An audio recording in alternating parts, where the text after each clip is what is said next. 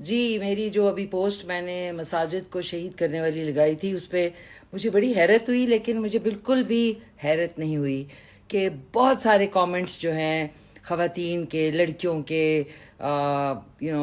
Influencers type लोगों के, कि जी बिल्कुल सही कर रहे हैं गवर्नमेंट। जो ये मस्जिदें हैं, ये जो है इलीगल ज़मीन पर बनी हुई हैं, और इलीगल ज़मीन पे अगर मस्जिद बनी हुई है तो उसको मस्मार यानी शहीद कर देना चाहिए, वगैरह वगैरह, मतलब एग्री कर रहे हैं। तो मैं आप लोगों को ब्लेम भी नहीं करती। मैं तो हमेशा ऐसे चीज़ पे आवाज़ उठाऊंगी, क्योंकि मैंने आप लोगों को मुंह नहीं दिखाना, मैंने अल्लाह ताला को मुंह दिखाना है। ठीक है, एटलीस्ट मैं कुछ कर नहीं सकती तो मैं आवाज़ तो उठाती हूँ इन चीज़ों पे।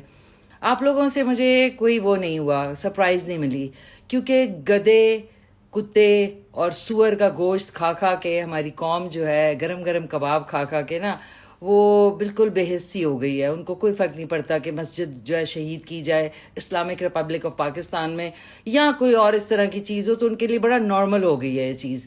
नंगे नंगे कपड़े पहनने तो आप इन होते हैं, अगर आपने एक शलवार कमीज पहना है तो आप पेंडू हो जाते हैं, अगर आपने दुपट्टा ले लिया तो आप पेंडू हो जाते हैं, तो फाइन, दैट्स ओके।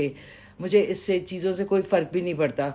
लेकिन हमारी सोसाइटी का जो हाल हो गया है ना, ये चीज़ों, मुख्तलिफ जानवरों का गोश्त खा खा के, और एक्सटॉर्शन के पैसे, रिश्वत के पैसे, हराम के पैसे, मुजरों से पैसे, लड़कियां सप्लाई करने के पैसे, टिकटॉक लाइव पे गंदी गालियां, गंदी बातें करके डॉलर्स कमाने वाले जो मेंटालिटी है ना, उनके लिए ये है भी नहीं।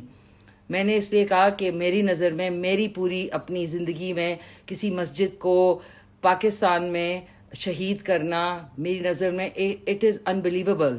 तो मैं तो इस पे आवाज़ इंशाल्लाह उठाती रहूँगी। आप लोग अपनी जो है वो मंतक निकालें कि नहीं, ज़मीन